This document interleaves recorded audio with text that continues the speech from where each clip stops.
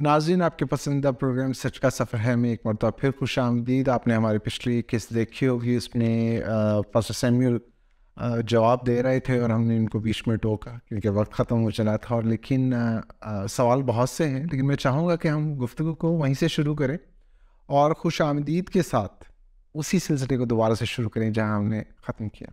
Thank you so much brother Suhail, और नाजरीन का भी शुक्रिया। बात हम कर रहे थे कि अगर बेटा खुदा के बराबर खुदा है तो फिर बाप की तरह सब कुछ क्यों नहीं जानता।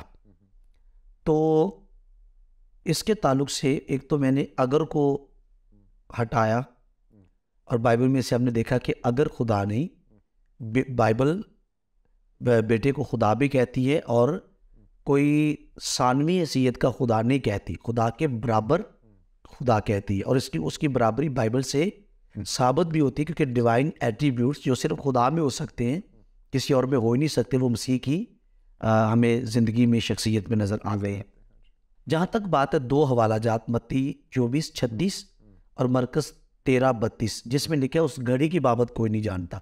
तो लास्ट हमारी जहाँ तक बात हो रही थी और बीच में फिर वो वक्त की किल्लत के सबब से हमने रोका। तो इसको देखने के दो तरीके हैं। एक तो इसको बशरियत के साथ मंसूब किया जाता है कि जैसे बाकी चीज़ों में लिमिटेशंस हैं बदन के सबब से, बशरियत के सबब से, तो यहाँ पर भी वही हदूदों के युद्ध जो हैं हमें नज़र आती हैं। तो इसको देखने का एक और तरीका भी है जिसको पर्सनली मैं ज़्यादा लाइक करता हूँ, प्रेफर करता हूँ। वो ये है, इकोनॉमिक ट्रिनिटी में बाप और बेटे रूल को उसकी बीइंग तो ऑटोलॉजिकली एक ही है, लेकिन इकोनॉमिक ट्रिनिटी में उनके फंक्शंस में फ़र्क है। तो जब आप बात करते हैं बेटे के फंक्शन की, तो वो अदालत करता है और बाप अदालत नहीं करता, फिर भी हम बाप को खुदा मानते हैं। और बहुत सारे काम हैं जो सिर्फ बेटा अंजाम देता है, लेकिन बाप वो नहीं करता, क्योंकि उसका ताल्लुक बीइंग के साथ नहीं है। वो अकनूमियत के काम, एक ख़ास अकनूमियत के ख़ास और स्पेशल जिम्मेदारियाँ और काम है। इमाल एक साथ के साथ मिलाकर इसको देखें तो यहाँ जो लिखा है उस घड़ी की बाबत कोई नहीं जानता, ना बेटा जानता है, ना फरिश्ते जानते हैं, ना कोई और जानता है। तो यहाँ ख़ास तौर पर बात हो रही थी बेटे की। तो गिनोस्को एक ऐसा नॉलेज है जो अक्वायर्ड नॉलेज है, जिसमें आप बातदरीज बढ़ते हैं। और ओइडन जो है वो एक ऐसा नॉलेज है जिसमें स्कोप के मायने भी पाए जाते हैं, और भी बहुत सारे मायने हैं, लेकिन इस कॉन्टेक्स्ट में स्कोप के मायने भी हैं। तो एक पढ़ा लिखा मेडिकल फील्ड का डॉक्टर भी इंजीनियरिंग के बारे में अगर कुछ नहीं जानता, वो इंजीनियरिंग के क्वेश्चंस को एड्रेस नहीं करता, तो वो अनपढ़ नहीं कहलाएगा, बल्कि ये कहा जाएगा ये उसका स्कोप नहीं है, उसकी मेडिकल फील्ड है। तो इसी तरीके से इसको इकोनॉमिक ट्रिनिटी के तहत जब हम देखेंगे, इमाल एक साथ में लिखा है उन वक्तों और म्यादों को जानना जिनको बाप ने अपने ही इख्तियार में रखा है। तो मैं इसको ये समझता हूँ कि ये बेटे का जो तजस्सुम के बाद जो बेटे का ज़मीन के ऊपर जो फंक्शन था, काम था, जो रोल था, ये उससे डिफरेंट ये बात है। इसको बाप ने अपने इख्तियार में रखा, अदालत को बेटे के इख्तियार में दिया है, और वक्त और म्यादों को तय करना, तो यानी बेइल्मी कहने की बजाय मैं इसको स्कोप और बेटे के रोल और फंक्शंस की नज़र से देखता हूँ कि ये बाप के अपने इख्तियार में, जैसे अदालत बेटे के इख्तियार में है, बाप अदालत नहीं करता यूहन्ना की इंजील के मुताबिक, उसी तरह वक्त और म्यादों का तकर्रुर जो है वो बाप करता है, वो बेटे के काम में नहीं आता। अच्छा, हम जुरूम भाई मेरे मेहमान थे और हम उनके साथ शो कर रहे थे और इसी सिलसिले पे बात होती जनाब मसीह की हुर्रियत पे, और मैं इसी हवाले को डिस्कस कर रहा था। मैं एक चीज़ पे गौर कर रहा था, जनाब मसीह ने शागिर्दों को तकरीबन सारी बातें बता दी कि ये होगा, आसमानों के निशान बता दिए, बल्कि फ़कीह फिर इसी के लिए भी कहते हैं कि आप मतलब आसमान की तरफ देखते हैं और आपको पता चल जाता है कि बारिश होगी कि नहीं होगी, लेकिन उसके बावजूद आप ये कहते हैं कि हमें मतलब बताया जाए कि आखिरी ज़माने में क्या हो, स्पेसिफिक डेट बताया। तो वो वहाँ पर ही नज़र आ रहा था, वो कोई नाजायज़ डिमांड कर रहे थे, प्रेशराइज करने की कोशिश कर रहे थे। तो अदरवाइज जनाब मसीह ने तरतीब से सारी चीज़ें बताई, ये भी नहीं कि तरतीब के बगैर, तरतीब से बताई चीज़ें। और फिर जिस तरह रसूलों के अमाल में हमें नज़र आता है कि जब वो आसमान पर उनका सऊद हो रहा होता है, उठाए जा रहे होते हैं, तो लिखा है कि दो आदमी फिर आप मौजूद होते हैं और कहते हैं, उनको फरिश्तों को बताते हैं जैसे तुम इन्हें जाते हुए देख रहे हो वैसे ही दोबारा आएंगे।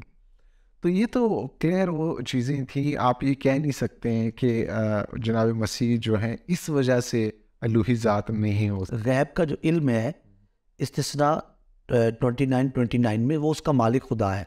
खुदावंद यीशु मसीह के बारे में लिखा है कि वो हाजत नहीं रखता था यूहन्ना की झील में कोई उसे कुछ बताए, बल्कि वो इंसान के दिल की बातों को जानता।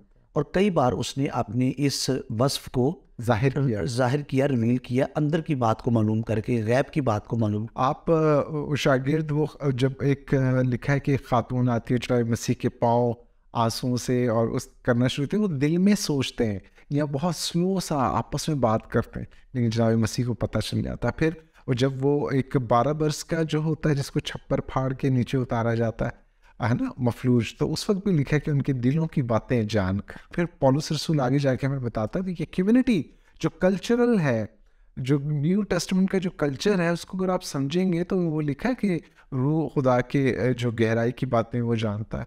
तो कानून को जब मानते हैं तो फिर तो आप ये बात कर ही नहीं सकते कि मुझे ही जान। हाँ, नहीं बताते हैं और जो मुनासिब नहीं है, क्योंकि हमें भी यही थियोलॉजी में सिखाया जाता है कि जो बातें हमारी ज़रूरत के लिए, जो रूहानी फ़ायदे के लिए, वो हमें बताई जाती हैं। जो नहीं है उनका, जिससे कोई हमें फ़ायदा नहीं है।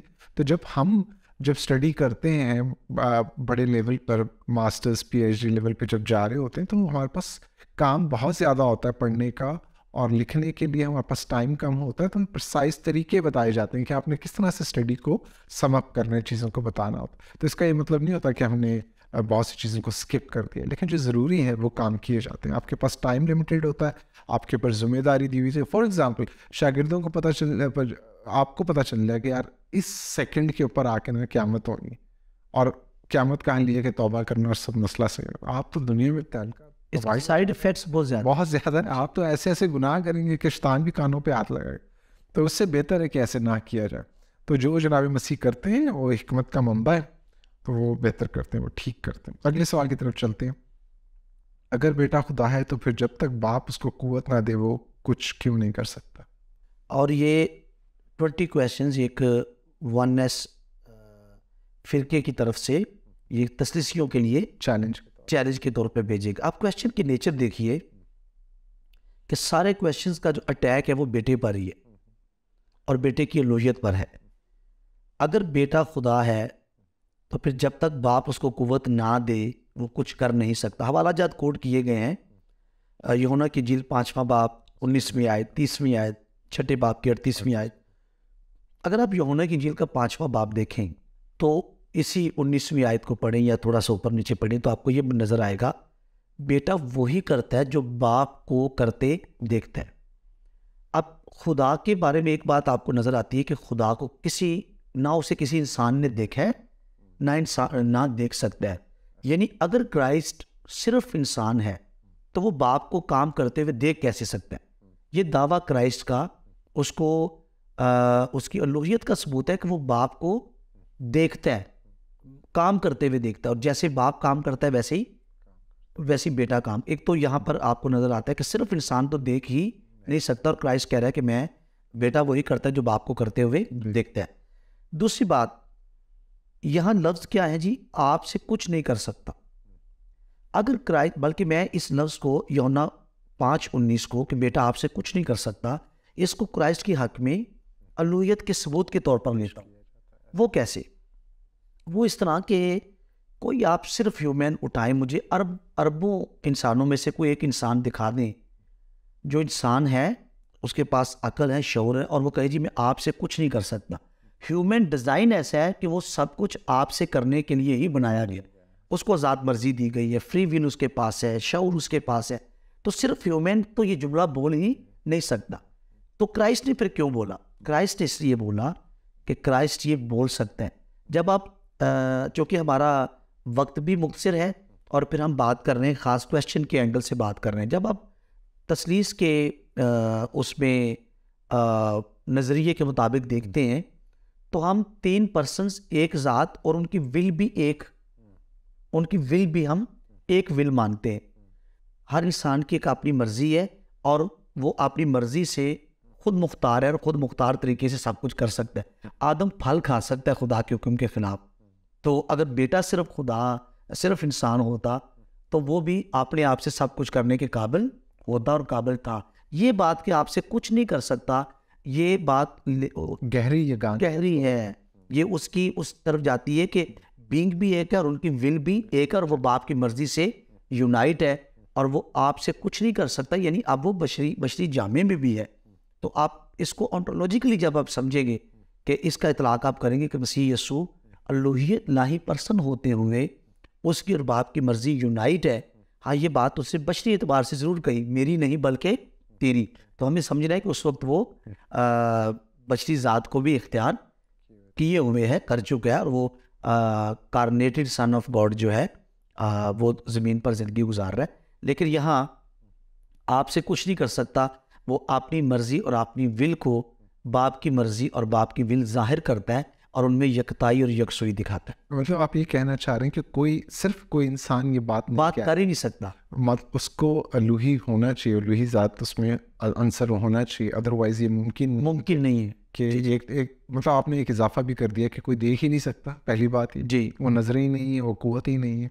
इतनी वसूख से कहना कि जो खुदा करता है मैं वैसे ही करता हूँ जी, मतलब जो भी काम करता हूँ वो बाप वाला ही, वो बाप वाला है, जो खुदा यही कर रहा है। अगर तुम जानना चाहते हो, जैसे कहते हैं ना कि मुझे बाप को दिखा, जी, तो वो ये कहते हैं कि जिससे मुझे देखा उसने बाप को देखा। तो ये वो बात है कि जो मैं काम भी कर रहा हूँ ये वही है जो बाप करता है, और जो अभी हो रहे हैं समझ, और मैंने बाप को करते हुए जो देखा, तो ये सिर्फ बशर के बस की बात है। तो यहाँ से अलूहियत के सबूत मिलते हैं, ना कि अलूहियत का इनकार हो। क्या बात है। अगर बेटा खुदा है तो क्या खुदा मर सकता है या खुदा का कोई हिस्सा मर सकता है? रोमियो 5:10 आयत। अब देखिए, सारे क्वेश्चंस की नेचर एक ही है और इनका जवाब एक जुमले में भी दिया जा सकता है कि Christ is not only God, he was only God from the eternity, but after incarnation he is God plus human. खुदा भी है और वो इंसान भी है। इब्तिदा में कलाम था, कलाम खुदा के साथ और कलाम खुदा था, तो जो कलाम खुदा था वो आगे चलकर मुजस्सम हो गया और उसने बशरियत को इख्तियार कर लिया। अब पहला सवाल यहाँ पर ये देखिए, या क्या खुदा मर सकता है या खुदा का कोई हिस्सा मर सकता है? रोमियो का हवाला दिया गया है जिसमें बेटे के मरने की बात, उसकी मौत की बात है। तो ये जो बात है ना, उसका कोई हिस्सा, ये हमारी टर्मिनोलॉजी नहीं है। हम खुदा को पार्ट्स में और हिस्सों में तकसीम नहीं करते। ये हम पर वो इल्ज़ाम लगाते हैं कि 1/3 बेटा खुदा, हम तसलीस के कॉन्सेप्ट में ऐसा नहीं मानते। बेटा मुकम्मल खुदा क्योंकि उसकी बीइंग और असल वही है, बाप मुकम्मल खुदा क्योंकि उसकी बीइंग और असल वही है। तो जब ज़ात तकसीम नहीं होती तो फिर खुदा भी आधा पौना नहीं हो सकता, या कोई खुदा है या नहीं है। दो ही सिचुएशन है, बीच वाली कोई सिचुएशन नहीं है। तो पहले तो हम उसके इस सवाल में जो जुमला है ये हमारा नहीं है, ये डाला गया, ऐड किया गया है। तो कोई हिस्सा, तो यसुम सी उसका एक हिस्सा खुदा नहीं था, वो मुकम्मल खुदा था। अगर बेटा खुदा है तो क्या खुदा मर सकता है? तो हम इसका जवाब ये देंगे कि खुदा पर मौत का इतलाक ही नहीं है। ठीक है जी, ये हम बात कर रहे हैं खुदा की ज़ात की, उस पर मौत का इतलाक ही नहीं है। बेटा सिर्फ खुदा होता तो फिर वाकई वो ना पैदा हो सकता था ना मर सकता था। उसको मौत का जायका चखने के लिए, कफारे की तकमील करने के लिए, उस मौत को हमसे हटाने के लिए पहले उस स्टेट में आना पड़ा कि वो मौत का जायका चख सके, उस हालत में आना पड़ा। अब देखिए कितना बड़ा खुदा का फजल है। इम्पैसिबल गॉड, जो खुदा की इम्पैसिबिलिटी है कि खुदा को आप इमोशनल नहीं कर सकते, खुदा को आप अज़ियत नहीं पहुंचा सकते, खुदा को हर्ट नहीं कर सकते, वो इम्पैसिबिलिटी से पैसिबिलिटी की हालत में आ गया और इसके लिए उसको तजस्सुम इख्तियार करना पड़ा। तो मौत का इतलाक उस पर है जो पैदा होता है। तो बेटा अलूहियत के एतबार से मुकस्सा मरियम से पैदा नहीं हुआ, मुकस्सा मरियम से उसने बशरियत को लिया। जैसा कि पहला क्वेश्चन था जो आपने एक जुमला इस्तेमाल किया कि ये दो बाप, बेटे के जी क्या दो बाप है, तो उसकी जो बशरी ज़ात है वो माँ की तरफ इशारा देती है। और हमारा अकीदा भी ये है कि जो अज़ल से बाप से मालूम था, ज़मानों के आखिर में वो अपनी माँ के जोहर से पैदा हुआ। तो जब उसने मुकस्सा मरियम से पैदाइश इख्तियार की तो ये उसकी ह्यूमैनिटी है, ये उसकी बशरियत है। तो उस हालत में आने के लिए कि वो मर सके पहले उसको पैदा होना पड़ा, और ये उसकी पैदाइश जो है अलूहियत के एतबार से नहीं है। और मुकस्सा मरियम यसू की अलूहियत को जन्म देने वाली खतून नहीं है। अच्छा देखें, ये बड़ा ख़ास पॉइंट है। Theotokos, mother of God. हमारे पास ये नामुकम्मल जुमला पहुंचा है। मुकम्मल जुमला ये है mother of God in humanity, यानी वो जो ख्याल ये पैदा हो गया था कि जो मुकस्सम मरियम के बतन में जो हमल था या कलाम मुजस्सम होने के लिए ठहरा हुआ था वो खुदा नहीं था, और जब पैदा हुआ वो उस वक्त भी खुदा नहीं था, बाद में किसी वक्त वो खुदा हो गया। एडॉप्शन के अडॉप्शनिज्म जो है वो खुदा हो गया। तो इसके लिए ये इस्तेमाल किया गया कि वो ट्रू गॉड था, तो वो उसको थियोटोकोस का टाइटल दिया गया। लेकिन बशरियत, यानी आप पूरा जुमला ये आप से समझे, मुकस्सम मरियम उसकी माँ है बशरियत के एतबार से जो खुदा है। यानी कंसीव जब मुकस्सम मरियम ने कंसीव किया तो जो उसके बतन में था वो खुदा ही था, और वो तजस्सुम इख्तियार करने के खुदा का कलमा जो है, इसलिए तो रूल को उसकी मुआमलत की ज़रूरत थी ताकि ये जो मिरेकलस बर्थ है उसमें वो मदद कर सके। तो अगर बेटा खुदा है तो क्या खुदा मर सकता है? तो खुदा पर मौत का इतलाक नहीं है, लेकिन बेटा सिर्फ खुदा नहीं है, वो बशर है और बशरियत के एतबार से वो पैदा हुआ और बशरियत के एतबार से भी वो मरा। पतरस का ख़त और रोमियो का ख़त उसमें लिखा है कि जिस्म के एतबार से तो मारा गया। तो जो एतबार है मौत का वो अलूहियत नहीं है, उसका जो पॉइंट ऑफ रेफरेंस है वो अलूहियत नहीं है, वो बशरियत है। बशरियत, पैदाइश का इतलाक भी बशरियत पर और मौत का इतलाक भी बशरियत पर, इसीलिए तो पैसिबिलिटी में वो आया ताकि वो हमारी खातिर सब कुछ सह सके। और आप ये देखें कि इससे इंसानी जो जिस्म है या इंसानी ज़ात है या उसका जो वक़ार है उसको अज़मत मिली है जो आपको उस ज़माने के फर्स्ट सेंचुरी कल्चर में नज़र नहीं आती। जो खुदाओं का सिस्टम है रोमन और ग्रीक और दूसरे जो सिलसिले हैं मजहबी, अगर आप उस कॉन्टेक्स्ट में इस चीज़ को समझेंगे तो फिर पता चलेगी कि जनाब मसीह के मुतजस्सिद होने से किस तरह से इंसानी वक़ार को जो है वो मकाम मिला जो ओल्ड कभी नहीं था। थियोलॉजिकल पर्सपेक्टिव में वो गिरता चला जा रहा था, तो वो वहाँ पर इसको इज्जत बख्शी गई और उस जिस्म की कुर्बानी से, क्या, क्योंकि उसकी जो ज़ात है वो जिस्म कीमती हो गया।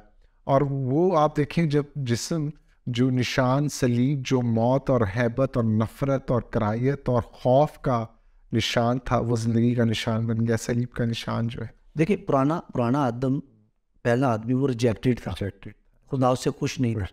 और जो लिखा है इसके बारे में, क्राइस्ट के बारे में, दूसरा आदम, तो दूसरा आदम नई इंसानियत की नुमाइंदगी था, उसमें जो मसीह यीशु में है वो नए मखलूक। और वो मतलब आप देखें ना जो कफ़ारे की डॉक्ट्रिन है उसको समझना कितना ज़रूरी है कि अगर ऐसा नहीं था, देखिए कसूर खुदा ने नहीं किया, इंसान ने किया, लेकिन इंसान के पास वो वज़ाइफ, वो हैसियत, वो कीमत ही नहीं है जो अपने गुनाह के लिए दे सके। जी, खुदा ने उसकी मदद की जी। और ये कफ़ारे को अगर आप आसानी से इन दो लफ्ज़ों में समझ लें तो आपको पता चल जाता है कि जनाब मसीह का जो कलमे का मुतजस्सिद होना और फिर कि किस तरह से ये काम इतना कीमती और इतना बड़ा है, जैसे ब्लैंक चेक हो। मुझे याद है PhD डॉक्टर ने हमें वो डिस्कशन करते थे, बताया कि ब्लैंक चेक की तरह लोग कहते हैं कि किस तरह से मुमकिन है कि एक शख्स की सलीबी मौत से जो पूरी दुनिया के गुनाह माफ़ हो जाए। तो कहते हैं ऐसे ही है, चेक के ऊपर डिपेंड करता है आपके अकाउंट में कितने पैसे हैं, आप है कौन। तो जो जनाब मसीह जो हैं, और वो कहते हैं पतरस से, भैया मैं कौन हूँ, आप मुझे बताएं तो सही, फिर तो फैसला तय होगा। अगर आप बोलें मैं मसीह हूँ और मसीह को नीचे गिरा दें उसके रुतबे से, तो फिर आप मसीह नहीं, फिर आप कुछ भी नहीं, कहीं भी नहीं है, क्योंकि आप मसीह को मान ही नहीं रहे जो वो खुद। बहुत खूबसूरत बात और बहुत अच्छे से, मतलब बहुत कुछ कहा जा सकता है, मुझे पता है आप भी, लेकिन ये कि हम सवालों पर भी आए क्योंकि लोगों ने हमसे सवाल पूछे। अच्छा, अगले सवाल की तरफ, अब्दी बेटा कैसे हो सकता है जबकि बाइबल बिगॉटन बेटे की बात करती है जो वक्त पूरा होने पर पैदा हुआ, इब्रानियों 1:5। अब देखिए क्वेश्चंस की नेचर देखकर मुझे इतनी हैरत है। अब्दी बेटा कैसे हो सकता है? क्या इंसान अब्दी नहीं है? अजली लिखते तो चले कुछ समझ में आते कि अजली। देखिए एक क्रिएटेड बीइंग ह्यूमन वो अब्दी हो सकता है कि लिखे ना हम अब तक उसके साथ रहेंगे, दूसरी मौत का उनको इख्तियार नहीं। एक क्रिएटेड ह्यूमन अब्दी है, तो आप बेटे के ऊपर क्वेश्चन कर रहे हैं। मीका गालबन 5:2 है या 2:5 है, जहाँ पर उस रेफरेंस में कोई ग्रे एरिया नहीं है कि कोई सोचे कि ये तो फलां के बारे में, ये तो खुदा बाप के बारे में, ये वो। वहाँ पर लिखा है ऐब बैतलहम इफ्राता, तो आप अपने हाकिमों में से हरगिज़ सबसे छोटा ना होगा। लफ्ज़ मैं माजरत पेश की माजरत करता हूँ, ज़ुबानी बात कर रहे हैं, आगे पीछे हो सकते हैं। तुझ में से एक सरदार निकलेगा या हाकिम निकलेगा, वो मेरे हुजूर मेरी उम्मत इसराइल की गला बानी करेगा। उसका मजदर ज़माना साबिक, हाँ कदीमुल याम से, जो वहाँ पर कदीमुल याम की टर्म है। आप देखिए ये पैदाइश की बात हो रही है और चरनी में पैदाइश की बात हो रही है मुकस्सम मरियम से, और वहाँ पर मत्नी ने या अंजील नवीस ने किसी ने उस रेफरेंस को कोट भी किया है। वहाँ पर उलाम लफ्ज़ आया है, और उलाम जो लफ्ज़ है ये खुदा के लिए इस्तेमाल है। एन उलाम, खुदा अजली है, खुदा अजल से है। उलाम लफ्ज़ बिल्कुल पैरेलल है लफ्ज़ आरखे का। तो वहाँ पर उसका जो मज़दर है वो ज़माना साबिक कदीमुल याम से है, यानी अज़ल से है। तो जब बेटे के अज़ली होने की बात बाइबल कर रही है, सबसे टफ और मुश्किल अज़ली होना है। अवधी होना तो इंसानों के लिए भी खुदा ने उनकी रूह का डिज़ाइन ही ऐसे बनाया कि वो अब तक रहेगी। और इवन के गुनहगारों के बारे में लिखा है कि उनका कीड़ा कभी नहीं मरेगा, यानी उनकी स्पिरिट्स जो हैं और जो उनकी अरवाह है हमेशा आग में जलती रहेंगी। तो अवधी होना ये कोई क्वेश्चन ही नहीं है। तो बेटा जब अज़ली साबित हो रहा है, इब्तिदा में कलाम था, कलाम खुदा के साथ था।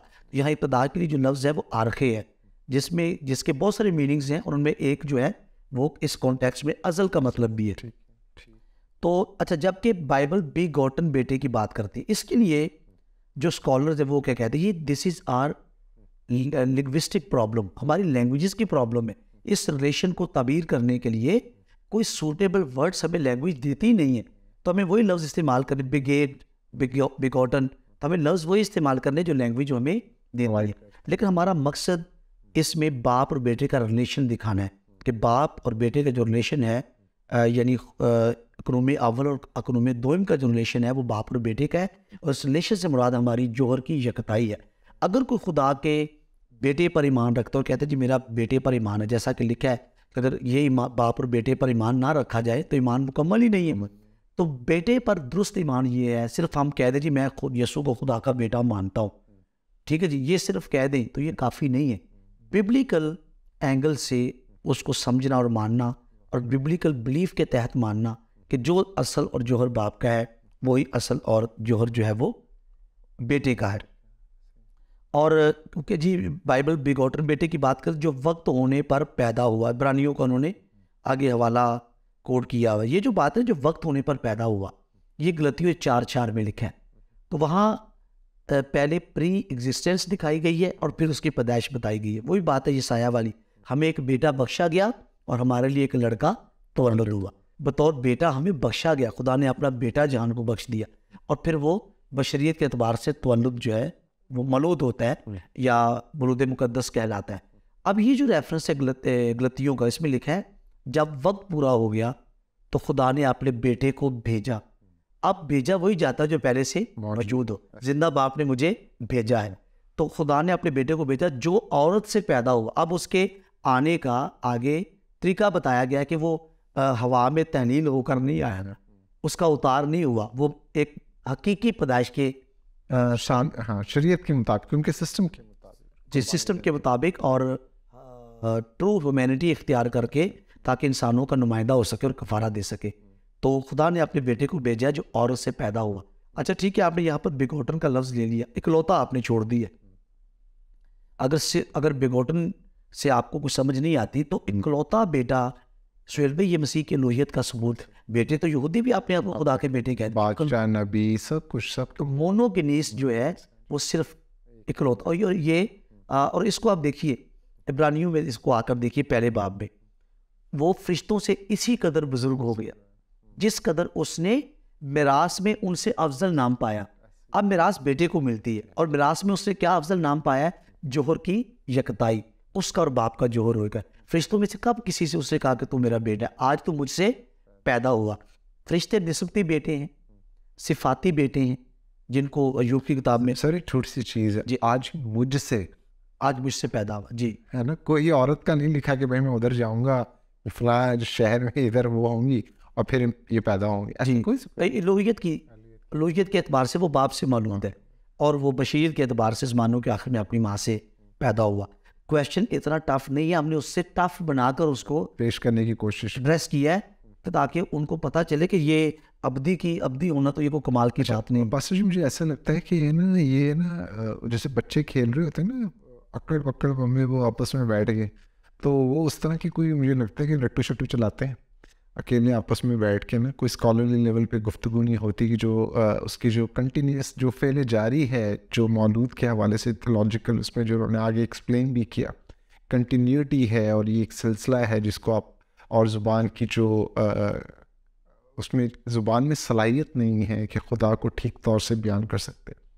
और फिर ये कि हज़रत तो नहीं कह रही कि मुक़द्दस हैं, मुक़द्दस अगस्तिन ने ये बात कही थी कि हम पर बोझ होता है कि हम कुछ कहे बगैर रह नहीं सकते हैं, हालांकि हमें पता है हम नहीं कह सकते, और लेकिन उसके बावजूद वो हमें ये ज़रूर बताते हैं कि अगर हम ठीक से अपने आप को जांच पाए, अपने आप को देख लें, इंसान अपने आप को पहचानने की कोशिश करे, वो देखे, अपने आप पर गौर करे, तो उसको पता चलेगा कि खुदा को समझना काफ़ी हद तक मुमकिन है। तो मुझे नहीं लगता है कि ये अपने आप पर भी गौर करते हैं। मतलब कहने का मकसद ये था कि हम कितने कॉम्प्लेक्स बने हुए हैं। मतलब मैंने जैसे मैं किसी से बात करता हूँ को मैं बता रहा था कि ज़िंदगी जो है, ज़िंदगी और एनर्जी है, उसको साइंटिस्ट आज तक वो एक्सप्लेन नहीं कर पाए, क्योंकि वो बिलीव नहीं रखते हैं ना, कि एटर्निटी पे बिलीव नहीं रखते। लेकिन कई जगहों पर वो आपको ये कहते हुए सुनाई देते हैं कि भाई ये दो चीज़ें फिनोमिनल हैं, आप ये नहीं समझ में आते, ये नहीं हो सकते, ये मौत से पैदा ज़िंदगी पैदा नहीं हो सकती, एनर्जी आउट ऑफ नथिंग नहीं आ सकती। तो मतलब इनको अपने इल्म में इजाफा किसी सोर्स से ही आएगा, किसी सोर्स के, मतलब और लोग इस तरफ जा रहे हैं, इस तरफ जो है, जो पढ़ी लिखी कम्युनिटी वो इस तरफ जा रही है। और अब ये बात हो रही है कि पर्पस भी जो है, हम खुद से विदाउट पर्पस सिस्टम के अंदर आए और फिर पर्पस तलाश करें, वो नहीं हो सकता। हम केओस से जो ऑर्डर की तरफ नहीं जाते, ऑर्डर से केओस तब जाते। तो ये है कि ऑर्डर का होना बहुत ज़रूरी। तो मेरी ऐसे तमाम लोगों से, बहन भाइयों से, वो अपने आप को जो क्रिश्चियन कहते हैं, उनसे दरख्वास्त है कि कलाम मुक़द्दस को, जैसे पास्टर साहब आए, तो ये दिल का गुस्सा नहीं है, ये गैरत है जनाब मसीह के लिए, ये अंजील के लिए गैरत है, और ये उस गैरत के पीछे एक दर्द है जिसका ताल्लुक़ आपकी निजात से है, जिसके लिए जनाब मसीह ने कुर्बानी दी। और अगर जनाब मसीह सिर्फ इंसान है तो कुर्बानी वैसी जायज़ नहीं है, क्योंकि हज़रत इब्राहिम के बेटे की भी कुर्बानी नहीं खुदा ने कबूल की।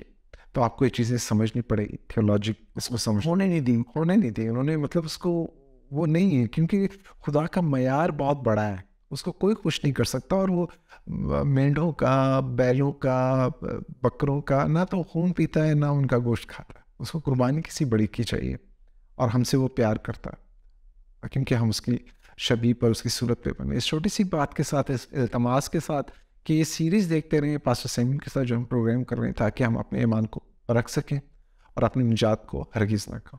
अगले प्रोग्राम तक के लिए इजाज़त दीजिएगा। खुदा हाफ़िज़।